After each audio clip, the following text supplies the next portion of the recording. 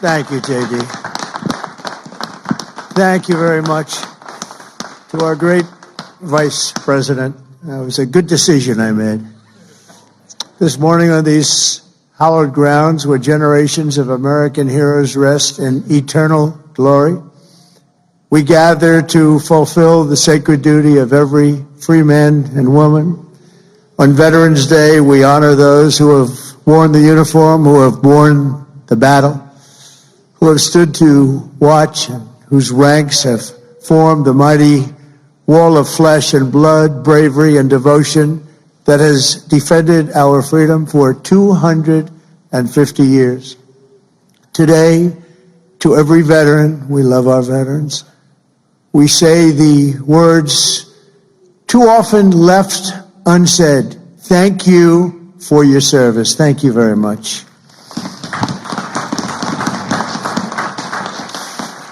And we want to also say thank you for carrying America's fate on your strong, very broad and proud shoulders.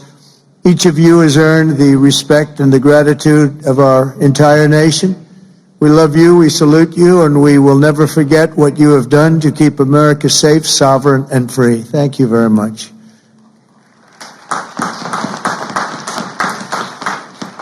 And we're also honored to be joined by a great man. He will go down as a great man someday. Speaker Mike Johnson. Speaker. Wherever you may be, Speaker. We love you, Speaker. There he is, right there. Good. Got a good location. He always gets a good location. And congratulations to you and to John and to everybody on a very big victory. We're opening up our country. Should have never been closed. Should have never been closed. I want to thank Secretary Doug Collins, who's outstanding, just done a fantastic job for the veterans. We have a 92% approval rating. We took that up from 38% from a certain previous administration that we won't mention. Also, Secretary of War, we like the sound of that better than the other. Secretary Pete Hegseth. Pete, thank you very much. Thank you, Pete. Great job. Our great Attorney General, Pam Bondi. Pam, thank you very much. Thank you. Secretary Doug Burgum. Doug, thank you. Thank you very much for being here, Doug. The #1 energy person anywhere in the world, acknowledged. I was amazed that he took the job and he did it without hesitation. What he gave up, what Doug gave up, what all of them gave up, nobody would ever know, but Secretary Chris Wright, #1 anywhere in the world, acknowledged. And drill, baby, drill, Chris, right? Drill, baby, drill. The energy prices are way down, and they're going further. Secretary Linda McMahon, Education, moving education back to the states, Linda, right? Getting it back to the states where it belongs. Secretary Laurie Chavez DeReamer, thank you, Laurie, very much. Director Russ Vogt. Director, thank you. What a good job he's doing. Cutting, but fairly cutting. Director Tulsi Gabbard. Thank you, Director. Ambassador Jamieson Greer, what a job he's done. We've taken in trillions of dollars in tariffs, and we want to keep it that way. It's been good for our country, I can tell you, including national security. General Dan Kane. General, thank you. He's a real general. And congratulations on wiping out the nuclear capability of Iran in about a matter of seconds once they got there. They traveled a total of 37 hours, but once they got there, they were very quick. And also to many other very distinguished guests. We have an amazing group of people. I'd like to name every one of you, but I think a lot of people would be upset. It's a little cold. The pages of American history are filled with the tales of titans, icons, innovators, and trailblazers who built this country into the greatest, most ambitious, and most prosperous nation the world has ever seen. And we brought it to new levels. I'll tell you, we were going in a direction for a period of time, but we've never been hotter than we are right now. This is the hottest country anywhere in the world. Yet every captain of industry, every pioneer of science, and every star whose brilliance has lit up the lights of Broadway all share one thing in common. They only had the chance to soar because the veterans had the courage to serve. They took care of those people. They took care of all the stars. The stars that you read about wouldn't be here without our veterans. Everything we have, everything our country has achieved has been purchased by the muscle, spine, and steel of the United States military. We owe it all to the fierce and noble men and women of the Army, the Navy, the Air Force, Space Force, Coast Guard, and the United States Marines. Here's a guy. Our service members, our own words, are the greatest possible tribute to their immortal valor. Shortly before the Battle of Bull Run, Major Sullivan Ballou of Rhode Island became a big name, didn't he? Wrote to his dear wife, Sarah. He said, "I know how great a debt we owe to those who went before us," he said, "and I'm willing, perfectly willing, darling, to lay down all my joys of this life to help maintain this government and to pay that debt." Just 1 week later, Major Ballou did just that. He gave his life to save our country. On the night before he jumped into the dark skies over Normandy on D-Day, Colonel Bull Wolverton knelt with his men in prayer. "Dear God," he said, "we ask only this, that if we die, we must die, and we as men would die without complaining, without pleading, and safe in the feeling that we have done our best for what we believed was right. We must do what is right." Colonel Wolverton, too, died for us so bravely in battle. Today we remember with overwhelming gratitude the more than 1 million American service members who have made the supreme sacrifice and laid down their lives for the good old USA.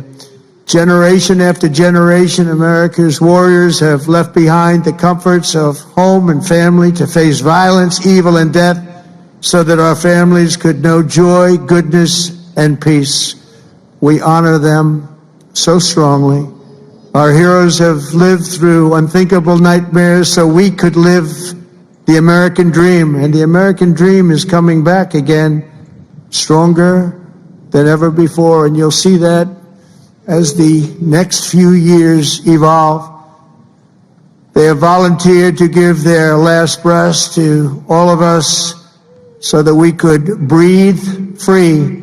And today we know without any doubt in our hearts that after 2.5 centuries, America stands tall because America's veterans stood so strong.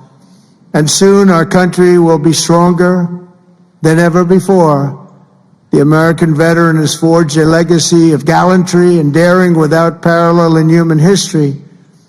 In September 2009, Army Captain William Swenson was driving through the Afghan mountains when his convoy was ambushed by over 60 Taliban insurgents. He and his comrades were pinned down for hours without artillery or air support. A fellow soldier was shot in the chest, and Captain Swenson crossed an open field to aid his brother in arms. People said, "Don't do it, Captain, don't do it." He did it. When the terrorists closed in around them and demanded their surrender, Captain Swenson threw a grenade at the enemy and rallied his men to break their advance. He then carried the wounded soldiers hundreds of yards to a rescue helicopter before charging back 3 times, back and forth into the fire to save the wounded and bring them home. Even after 7 hours of fighting, he refused to leave any man behind. Retired Lieutenant Colonel William Swenson is here with us in Arlington, and for his actions that day, he proudly wears the Congressional Medal of Honor. Colonel Swenson, thank you very much. Thank you very much, please. Thank you. Thank you very much.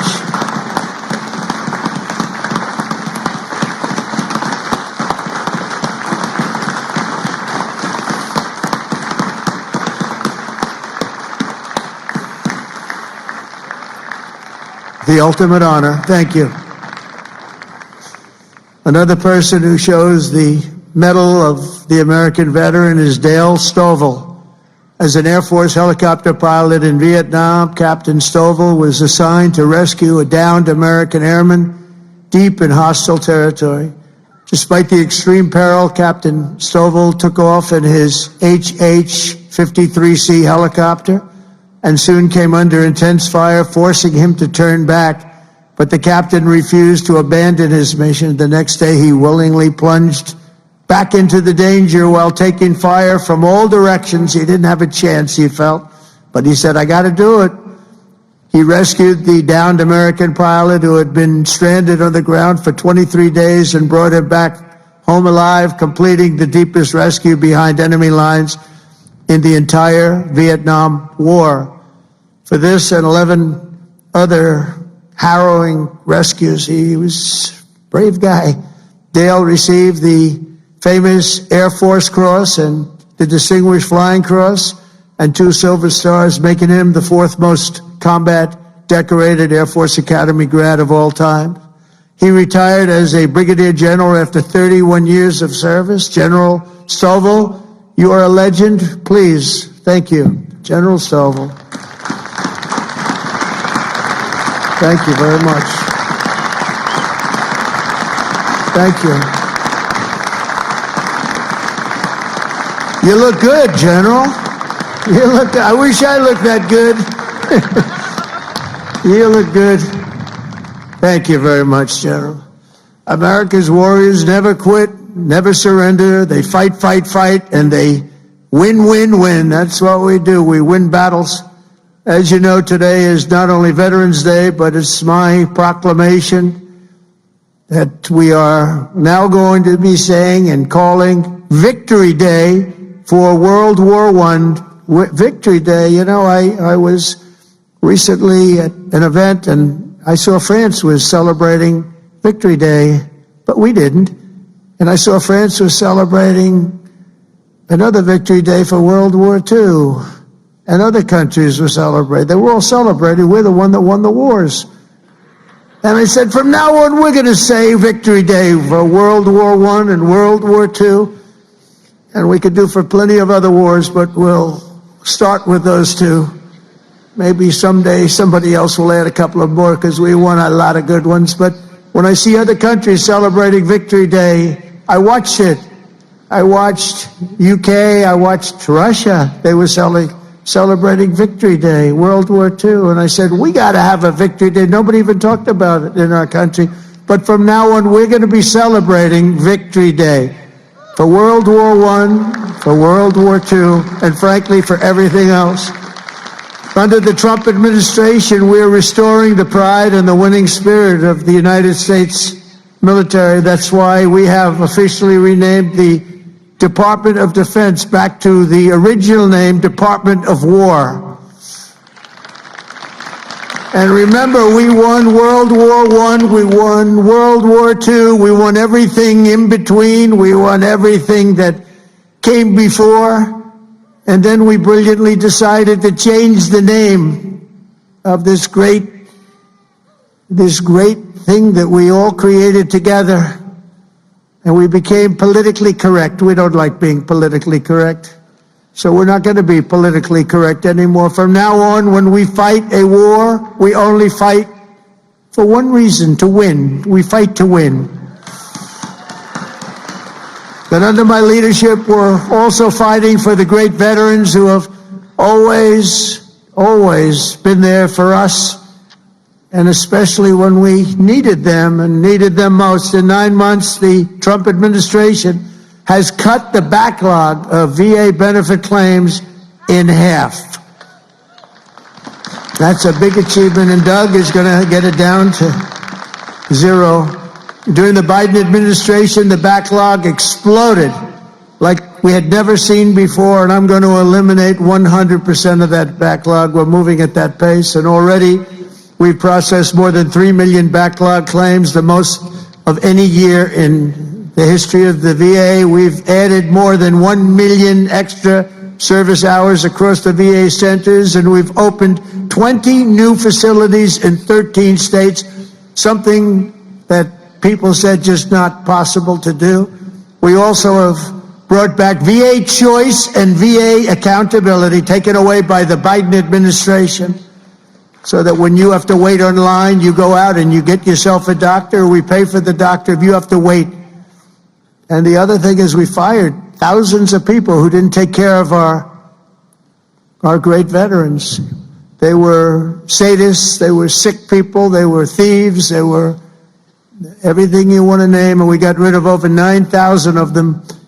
And then when Biden came in, he hired them back, many of them. But we got rid of them. And I think we got rid of them permanently. We replaced them with people who love our veterans, not people who are sick people.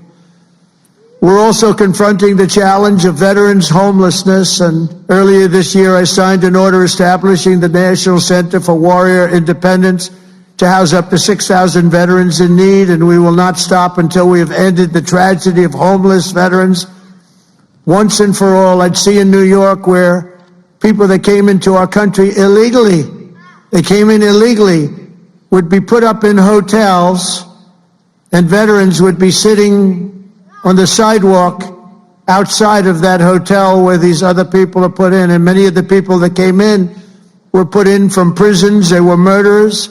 They were drug dealers. They were people that we didn't want in our country. They were staying in hotels, luxury hotels, and our veterans were sitting on the sidewalks watching them go in. I said, that's never going to happen under this administration. I also signed the VA Home Loan Program Reform Act, because no veteran should be kicked out of their home for what they call a late payment. It's not happening. And I'm pleased to report that since January, the veterans' unemployment rate has fallen by more than 26%. That's amazing. Work hard on that. And I also want to give a very special thanks to all of the veteran service organizations that work so hard. They're all represented here today. But they work so hard on behalf of our great veterans, and one of the heroes who reminds us of why we fight for those who served in uniform is Army Major and West Point grad Jonathan Turnbull. In 2019, Jonathan was conducting an operation in Syria when a suicide bomber approached and detonated his vest, leaving Jonathan gravely wounded, so badly wounded, they thought he had no chance. The injuries were so severe, the doctors gave him, everybody, they just looked, they all cried. They knew him, they loved him, and they were just crying. They said, no chance. He was resuscitated 3 separate times and he underwent 22 surgeries, but he refused to give up. He wanted to live. He loved this country. He loved his family. He wanted to live. He was going through hell. I visited Jonathan at Walter Reed in 2020, remembered so well, and today I'm delighted to say that Jonathan is not only alive, he is here with us, back on his feet, and living a great life alongside his beautiful wife, Samantha, and their 3 incredible children. Jonathan, Samantha, please, God bless you. God bless you. Thank you. Where are you? There he is. There he is.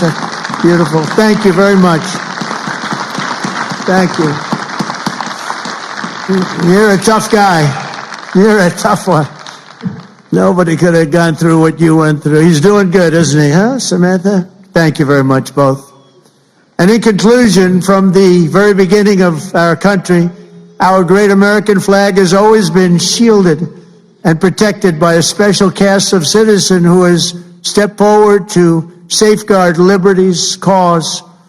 When danger came, when duty called, when Almighty God asked, who had the will and the strength to defend the land of the free, each and every American veteran stood up and said, here I am, send me, here I am. They've come from every corner of this nation, from the cornfields of Iowa to the hills and valleys of California, from the steel towns of Pennsylvania to the vast plains of Texas, from the banks of the mighty Mississippi to the 5 boroughs of New York City. With selfless commitment and unyielding conviction, they made themselves America's ramparts and became the shield between our homeland and those who would do us harm. With everything they had, they did one thing above all else. They put America first. On the decks of destroyers, beneath the thunder of cannon fire, and the cockpits of our beautiful B-2 bombers. Aren't they beautiful now? We respect them so much. What a job they did. That in an instant completely obliterated Iran's nuclear capability, of which we have just ordered, I have to say, many more of the updated versions of that incredible piece of art. They defended the American Republic, dispensed American justice, crushed the enemies of freedom, and vanquished the forces of wickedness and evil. And that's what we've been doing. Because of what every veteran has done today, the flame of liberty shines bright. The people of our nation sleep safe. The American dream surges forward, and our magnificent destiny stands more splendid and glorious than ever before. So I want to say thank you once again to every American veteran. You are very, very special people, and always in our heart. And thank you very much, and God bless you, and God bless the United States of America. Thank you very much. Thank you, everybody. Thank you very much.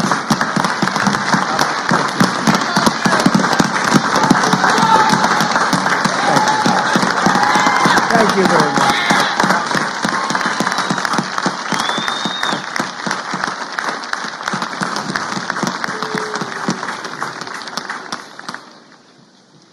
Distinguished guests, please stand and join the United States Army Band and Chorus in singing God Bless America, and remain standing as we retire the colors. Please place your right hand over your heart or render a hand salute.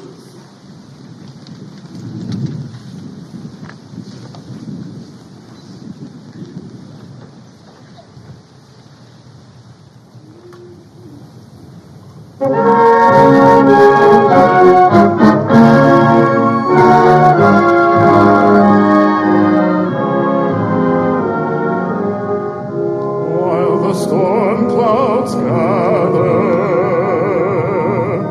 far across the sea, let us swear allegiance to a land that's free. Let us all be grateful for a land so fair, as we raise our voices in a solemn prayer.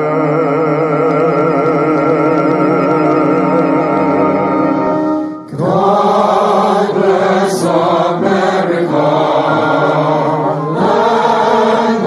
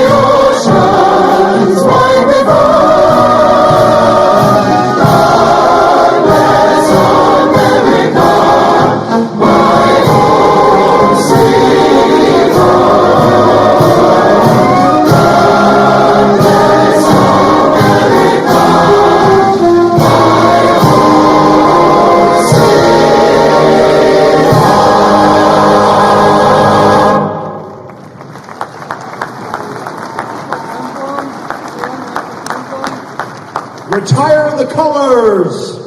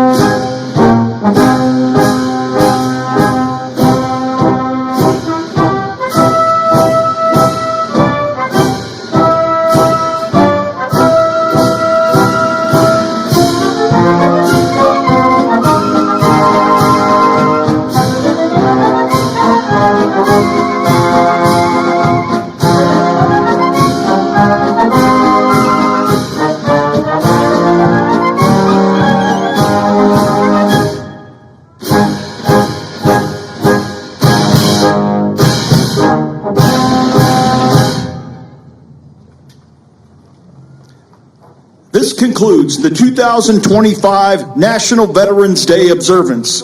Please remain at your seats for the departure of the official party. Thank you for joining us today to celebrate and honor all who served.